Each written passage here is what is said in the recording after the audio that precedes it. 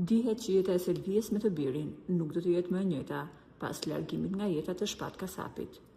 Por kohët e vështira provojnë dhe testojnë njerëzit dhe miqësinë e vërtet, dhe pikërisht në këtë rast shpesh shfaqen persona që edhe pse nuk i ke njohur asnjëherë personalisht, të shtrinë dorën e ndihmës.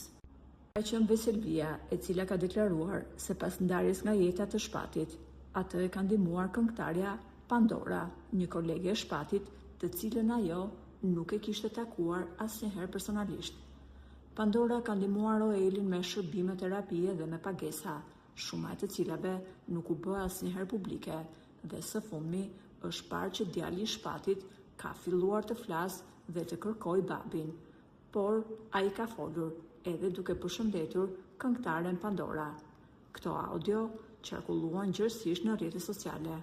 Pandora së fundmi është shprehur se nuk e kishte takuar asnjëherë më parë nusën e shpatit, dhe sa po e takoi, e kuptoi se sa e fortë ishte ajo dhe se sa padrejtisht e kishte gjykuar publiku. Lum Roeli për mamin që ka, u shpreh këngëtarja.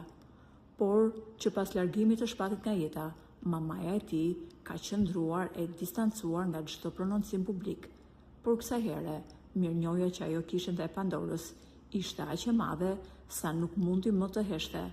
Mamaja e shpatit ka shkruar në rrjetet sociale: "E bukura dhe e dashura Pandora, jam e emocionuar me idenë tënde.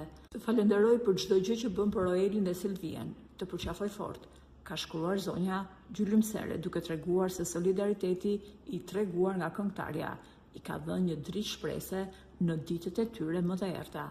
Ndërkohë, për nusën e saj, mamaja e shpatit ka vetëm një kërkesë: vazhdo të jesh e fortë, ashtu siç ke ditur të jesh deri tani.